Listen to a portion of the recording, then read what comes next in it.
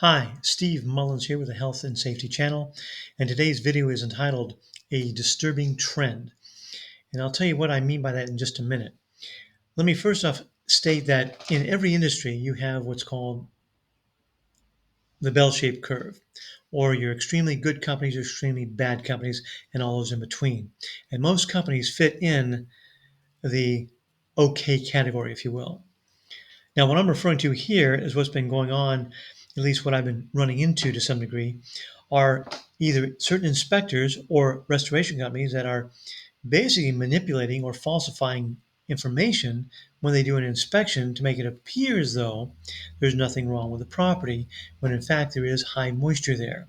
And they're basically, in a sense, giving false information to either the landlord, but usually it's to the tenant.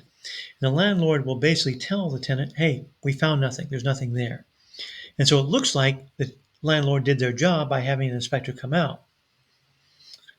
However, if you suspect something like that has happened, then you need to hire your own inspector, like myself, to verify everything is okay in your property.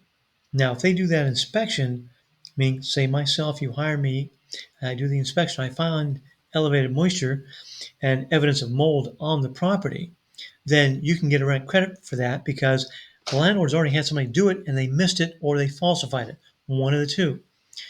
And by law, you are allowed to take a rent credit for the inspection that I would perform for you because I found an issue that they needed to fix. Now, the idea here, and I wanted to show you how that can come about. In other words, how can a restoration company fool a tenant in these situations?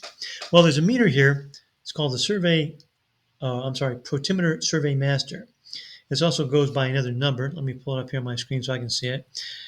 It also has a number called BLD5365, and I'll put a screenshot of that up here so you can see it. And I view this as probably one of the premier moisture meters, or benchmarks, if you will, in the industry. A lot of companies have it, and there's several different models of meters out there, and not everybody uses this one. But typically, there's what you call a non-invasive mode, which is the back here. You see, you put it up against an object or a material, such as my hand, and it will give you a moisture reading. Now, here's the power button right here. Comes on pretty quickly. Now, a lot of times when I turn this on, I don't know which mode it's in. It happens to be in the non-invasive mode. Put my hand on the back of it, you see it max out at 99.9%. There's also this little button here. You change the mode by pressing it. Now that puts it into a different mode, so when I put my hand on the back of it, it does not register. But it is now what I would call the pin or invasive mode. See, now you can see it being activated by the moisture in my fingers. The reason I'm bringing this out as a sort of a brief demonstration is that it's easy for an inspector or restoration company, if they're trying to pull the wool over somebody's eyes, is to put this in a different mode and thereby say, look, there's no moisture here. For example, right now it's in the pin mode. You just saw me do that. Make sure I put this on back correctly. It's in the pin mode. I put my hand on the back of it, nothing goes on. But if they do this, take this surface or this part of the instrument and put it up against something, and they say, hey, look, there's no moisture. They're basically trying to manipulate and fool you, the tenant, if that's what they're doing. The other way, of course, is to do the opposite with the pins. And now it's in the pin mode, but I press this button here, that goes away. And so it does not register any moisture. So if they put this into the wall, and that's what they do, they stick this into the wall, basically, and that will show whether there's moisture there or not. But in this mode, as you see, it's in what we call the non-invasive mode. And so when they use the pins, it's not going to register anything. So it's not rocket science, or at least not too much science anyway. And that's one way they can do that, is make it look like there's no moisture, when in fact, there is moisture. Now, what can you do about this if you suspect this is happening? Well, you hire someone like me to do an inspection for elevated moisture. Is it around where it shouldn't be? And if you find that, as I said before, then you can take a rent credit. Now, that is California law in these kind of situations. And again, I'm not a lawyer, but it's also you have to handle it a certain way to get that credit. Basically, you do have to take it. You're not always going to volunteer it. And you may need to have an attorney or a service that I can connect you with that can help you do that.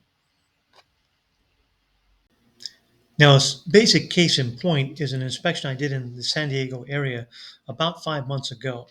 This is a disabled person who's on disability payment from the government, and they have one bathroom in the apartment they live in. It had been having high moisture issues and leaks ongoing for some time. Tenant tried to report it to the landlord several times. They kept trying to ignore it and put it off. One reason is because they were trying to sell the property and pass that problem off to somebody else. Well, I was hired by the tenant to come in and do an inspection. I said, here's what needs to be done. They did do a remediation, but only half of the work was actually done. Since that time, they've had another company come in, or one they have used to some degree to this point, to say that there's no moisture or they're within acceptable industry standards. When in fact, on a follow up inspection, I came back and found moisture in at least two of the four walls that are there that were never taken apart to dry properly.